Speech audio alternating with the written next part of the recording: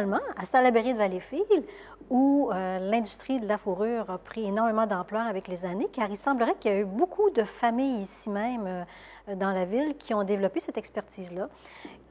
Comme à Montréal d'ailleurs, le savoir-faire de la fourrure était transmis de père en fils ou enfin entre proches. Alors si on parle de Salaberry de Valleyfield, qui sont les principaux pionniers qui ont développé l'industrie ici? Si on arrive dans l'époque contemporaine à Salaberry de Valleyfield, on va avoir 5 marchands importants de fourrure qu'on appelle le groupe des 5. Alors, il va y avoir Dandurand, Gendron, Guindon, Grenier et Ostigui. Et la caractéristique de ces entreprises-là, c'est que ce sont des entreprises familiales.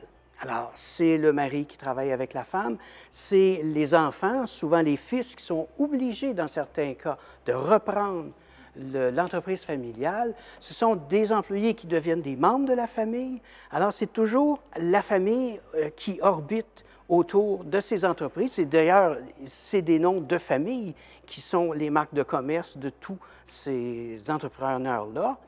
Par exemple, la famille Ostigui, ça va être 2 générations. La première, Noël Adélard, qui lui démarre ça dans les années 1880. Et un de ses fils, Gaston, qui va être tellement important dans les années 70 que lors d'une entrevue radiophonique au début des années 1970, l'animatrice va dire qu'elle a autant confiance, sinon plus, en Gaston Ostigui que dans le Sacré-Cœur. Vous êtes bien sûr. Oui, d'abord, j'ai bien confiance en vous. Presque autant que dans le Sacré-Cœur. J'aimerais que l'on souligne le rôle important qu'ont joué certaines femmes dans l'histoire du commerce de la fourrure ici même à Salaberry de Valleyfield. Alors, certaines d'entre elles, effectivement, ont été à la tête de petites entreprises familiales, alors sur lesquelles j'aimerais bien t'entendre parler. Alors, ce qui est étonnant avec l'industrie de la fourrure, c'est qu'il y a effectivement beaucoup de femmes qui ont été des femmes entrepreneurs, et non seulement à Salaberry de Valleyfield, mais aussi, par exemple, à Montréal. À Montréal, Claire Labelle, qui était la femme d'un inspecteur de police, avait mis sur pied la belle fourrure, aucun lien de parenté.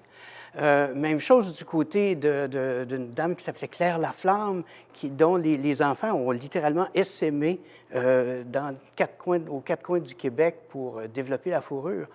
Ici, à Salaberry de Valleyfield, on a Cécile Grenier qui avait une renardière avec son mari. Son mari est décédé prématurément et elle a déménagé ses pénates et ses enfants dans la ville et a démarré une des entreprises de fourrure qui a eu longtemps pignon sur rue à Salaberry de Valleyfield. Et en terminant, une curiosité, on retrouve dans le Progrès de Valleyfield de 1886 une demoiselle E. Bertrand qui vient d'ouvrir un magasin de fourrure au coin des rues Ellis et de la Fabrique. En fait, cette E. Bertrand, c'est Eva Bertrand, et c'est une des tantes de l'animatrice et auteure bien connue, Jeannette Bertrand. Alors oui, les femmes ont été très importantes dans le monde de la fourrure et n'ont pas fait que les porter. Alors, j'espère que cet aperçu vous a plu. Alors, si vous voulez en savoir davantage, n'hésitez pas à venir nous visiter. Vous pouvez avoir les informations sur notre site Internet, sur notre page Facebook. Alors, au plaisir de vous accueillir pour notre exposition qui s'intitule, je vous le rappelle, Manteaux, étoles et manchons, la fourrure dans tous ses états.